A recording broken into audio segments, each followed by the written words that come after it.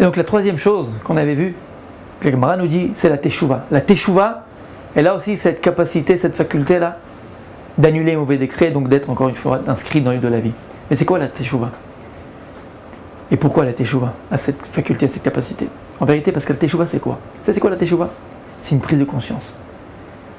On va donner l'exemple. Le type, il était en Thaïlande, en train de se trémousser sur une piste de danse à Bangkok.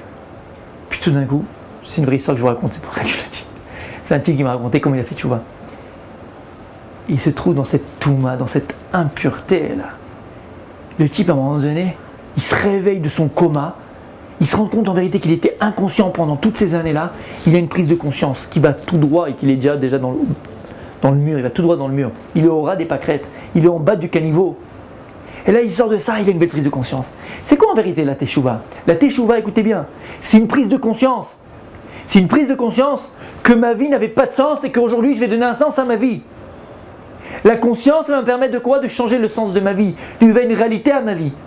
Comme on a dit, cette conscience de mon existence, qui était vouée à la mort, à l'échec, au vide, qui maintenant a changé de sens, vers le vrai, le bon, le bien, l'essentiel, se construire, elle va me permettre au contraire de donner encore une fois, comme on a dit, un nouveau sens à ma vie.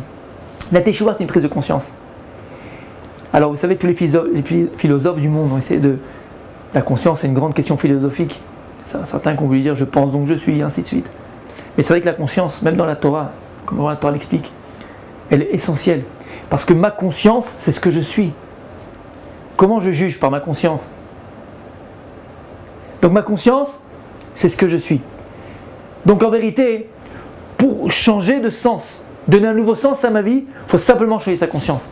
Mais à partir du moment où je change ma conscience des choses, ma conscience des choses, c'est quoi? C'est elle qui va me donner les vraies valeurs des choses.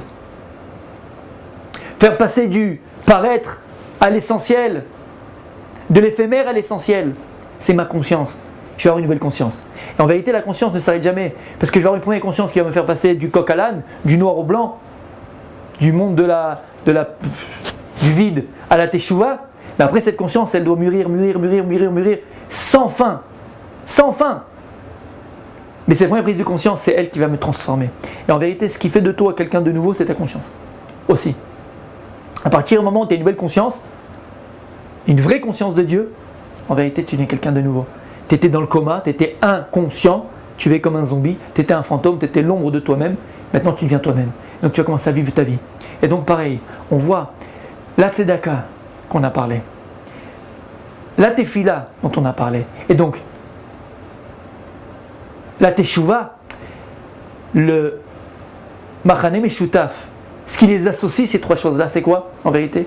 C'est qu'en vérité, devant Kadosh Baruch Hu, maintenant Dieu il a quelqu'un de nouveau dans lui. Parce qu'on a expliqué la tzedaka, la charité fait de moi un être nouveau. La tefila me rend quelqu'un de nouveau. Et la teshuva me rend quelqu'un de nouveau. Comme on sait, dit les Chachamim, quelqu'un qui a fait teshuva, il conseille comme un bébé qui vient de naître. Pourquoi? C'est une brière chadasha. Pour Dieu, maintenant j'ai quelqu'un de nouveau. C'est une nouvelle naissance.